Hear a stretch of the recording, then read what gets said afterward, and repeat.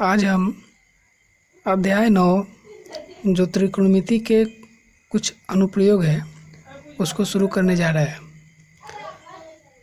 इस अध्याय को हल करने से पहले त्रिकोणमिति का अच्छा ज्ञान होना बहुत ज़रूरी है। त्रिकोणमिति में हम समकोण त्रिभुज के बारे में पढ़े थे। समकोण त्रिभुज में एक कोण 90 डिग्री होता है और इस कोण के सामने वाला भुजा को हम कर्ण बोलते हैं। और इस दोनों कोण में से जिस कोण के बारे में चर्चा हो रही है,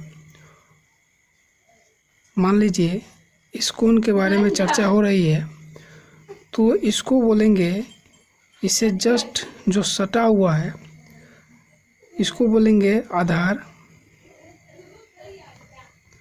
और सामने और जो बाकी बच गया उसको बोलेंगे लंब।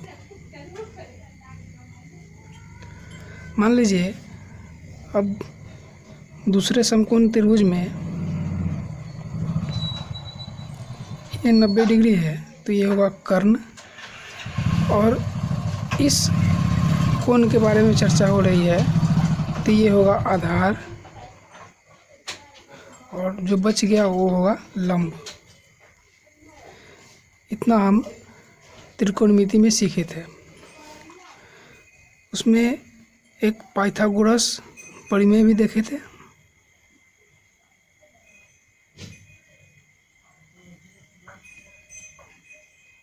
पाइथागोरस प्रमेय भी देखे थे। ये होता है कर्ण का स्क्वायर बराबर लंब का स्क्वायर जोड़ आधार का स्क्वायर।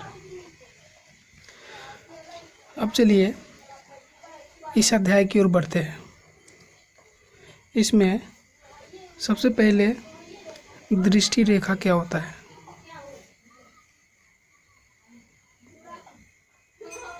दृष्टि रेखा,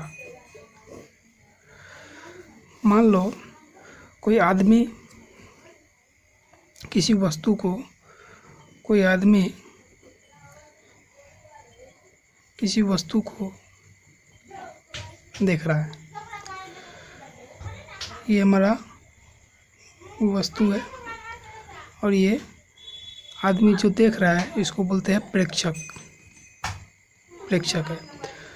तो इसके आँख से इस वस्तु तक को मिलाने वाला जो रेखा होगा, सीधी रेखा, उस रेखा को बोलते हैं दृष्टि रेखा।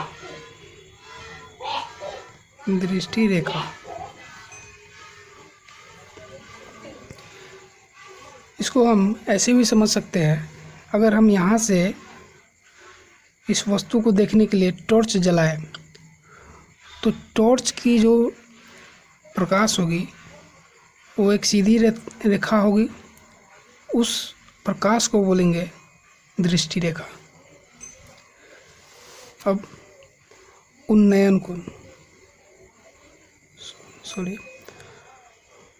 उन्नयन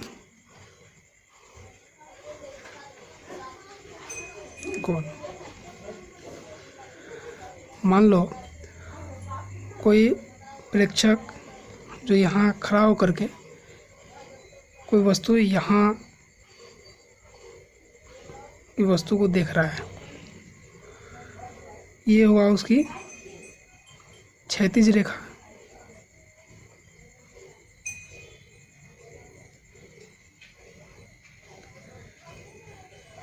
क्षैतिज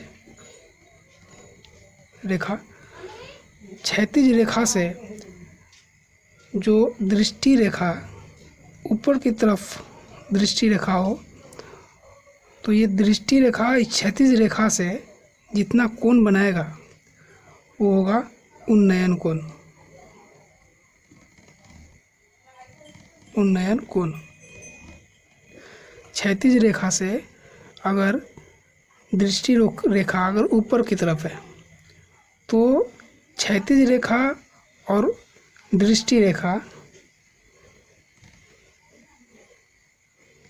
के बीच का जो कोण है उसको बोलेंगे उन्नयन कोण।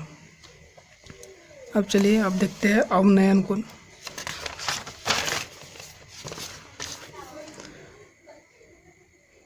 अवनयन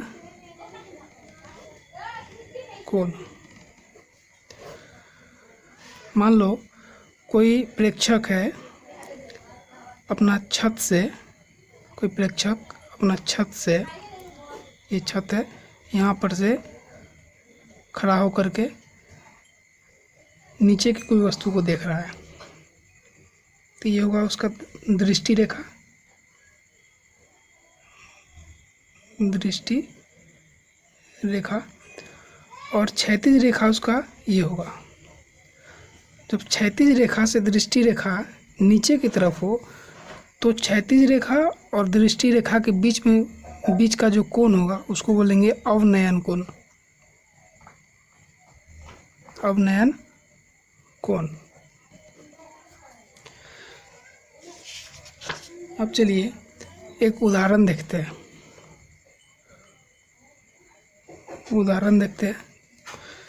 ये उदाहरण NCERT का उदाहरण है।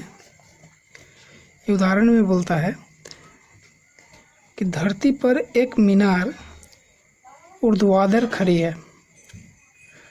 धरती के एक बिंदु से जो मीनार के पाद बिंदु से 15 मीटर दूर है, जिस बिंदु के बारे में बोल रहा है उसके पाद बिंदु से 15 मीटर दूर है। मीनार के शिखर का उन्नयन कोण अभी हमने बात किया जो ऊपर की तरफ होगा। ये हमारा दृष्टि रेखा है और इसके क्षैतिज रेखा से ऊपर की तरफ, तो ये कोण के बारे में बोल रहा है 60 डिग्री है। मीनार की ऊंचाई ज्ञात कीजिए। चलिए इस सवाल को हल करते हैं। मान लो ये हमारा मीनार है, मीनार का ऊंचाई नहीं दिया है। अब इस बिंदु के बारे में बोल रहा है, इस बिंदु और पाद बिंदु बोलते हैं इसका, जो जहाँ पे बेस होगा यहाँ पे, तो पाद बिंदु से बोल रहा है 15 मीटर है। अब यहाँ से उन्नयन कोण चोटी तक का जो रेखा होगा वही उन्नयन कोण होगा, तो ये उन्नयन कोण 60 डिग्री बोल रहा है। अब पूछ रहा है कि इसका ऊंचाई क्या होगा, तो ये 90 डिग्री होगा। और इस कोण के बारे में बात कर रहा है तो ये होगा आधार, और ये होगा, ये 90 डिग्री है तो ये होगा कर्ण, और आधार कर्ण, और ये होगा लंब। तो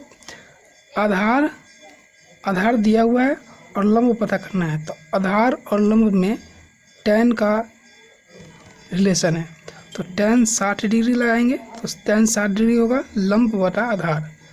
लंब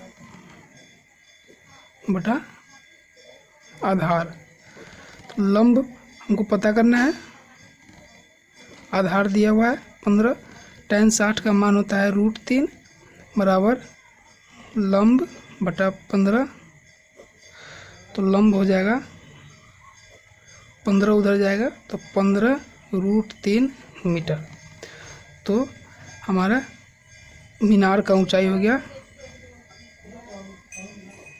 मीनार की ऊंचाई बराबर 15 √3 मीटर।